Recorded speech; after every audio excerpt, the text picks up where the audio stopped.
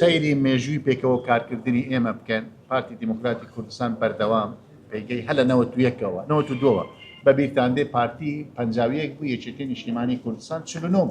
بەڵام ڕێککەوتین 50 لە پێناوی ئەوەی کە کوردستان تووشی شەڕی ناوەخۆ تووشی نیگەرانی تووشی نەخۆشی نەبیتەوە لە زۆر قۆناغی تر کە ئێمە لە 2009 هەڵبژاردننی پەرلەمانی کوردستان بوو ئێمە و یەکێتی پێکەوە یەک لیست بووین بینیمان گۆڕان زوتنەوەی گۆڕان 25 کورسیینە هەموو لایەکی کوردستان بە تایبەتی شاری سلێمانی دەزانین لەسەر حسابی یەکێتی نیشتیمانی کوردستان بوو بەڵام پارتی مڕعاتی یەکێتی کردو و ئەو کات ئامادە بوو سەرۆکوەزیران کە کاک نەچیرمان بارزانی سەرۆکوەزیران بوو ئامادە بوو کە سەرۆکوەزیران بدە بە یەکێتی نیشتیمانی کوردستان دکتۆر بەرهەم ساڵح بۆ سەرۆکوەزیران لە زۆر قۆناغی تریش بە تێکید لەو دوایش ئێمە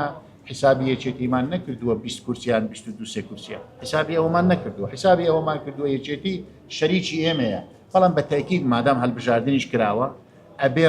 ڕێز لە دەنجی خەڵکیش بگیرێتن ڕێز لە ئیرادەی خەڵکیش بگیرێ ئەگەرنا ئێمە یەکێتیمان لە مامەلە لەگەرەوە نەکردووە وەکو ئەوەی کە فعلا مثلا جاری وا بۆ پارتی نزیک دوو بەرامبەری کورسی لە یەکێتی هەبوو بەڵام هەر مڕعاتی یەکێتیمان کردووە لە شەراکەت و بە تاکیدیش لە ئایندەش لە شەراکەت مڕعاتی یەکێتی دەکرێت نەوەی نوێ ئێمە دژی هیچ لایەک نین نەوەی نوێ حزبەکانی ترە ئێمە خۆمان پێش یەکێتیش داوامان لە نەوەی نوێ لە کۆمەڵی ئیسلامی لە یەکگرتووی ئیسلامی لە هەموو ئەوانەی کە کورسیان هەبوو داوامان لێکردن کە بێن حکوومەتێکی هاوبەشی بنکە فراوان پێک بینی نەوەی نوێ بۆ معلوماتی ئێوە ڕەنگە ئەو شەوە لە ڕاگەیاندن باسم کردووە بەڵام هێشتا بەڵاو نەبووتەوە تاکید دەکەمەوە لە ڕاهیچ ڕاگەیانێک باس نەکراوە پارمانجی نەوەی نوێ لە ڕێگای کەسایەتێکی سیاسی پەیوەندیان بە خودی خۆمەوە کرد لێرە لە سلێمانی کە ئەوان حازرن هەر پاس دە کورسی ئەوان لەگەڵ ئێمە 50 زاید یەک پێک بینین و حکوومەتی هەرێم پێک بینین بەبێ یەکێتی بەڵام ئێمە ئامادە نەبووین لە بە دوو هۆکاری یەکەم ئامادە نەبووین نەمانویست حکوومەت بەبێ یەکێتی پێک بێتن چونکە حەقیقەت پارتی و یەکێتی تەواوکەری یەکترن پێکهاتنی حکوومەت بەبێ یەکێتی پێمان وایە بۆشایی فراق لەنگ دروستی دەکرد لە هەمان کاتیشدا پێمان دروست نەبوو کاک شاسوار لە بەندیخانە بوو لە سزن بوو ڕێککەوتنێک لە سزن لەگەریەکەی لە بەندیخانە دەمانویست ئازادی بۆی بە ئازادی ڕێککەوتن بکاتن بە تاکید ئەو تێبینیانەمان هەیە ئەگەرنا ڕێککەوتن لە نێوان لایەنە سیاسیەکان بابەتێکی ئاساییە زۆر تەبیعیە ئێمە 50 زاید یەک حاضر نەبووین بیکەین بەڵام ئەو بەڕێزارێکە چوینە خۆ ناتوانن 50 زاید یەک بینین تەنها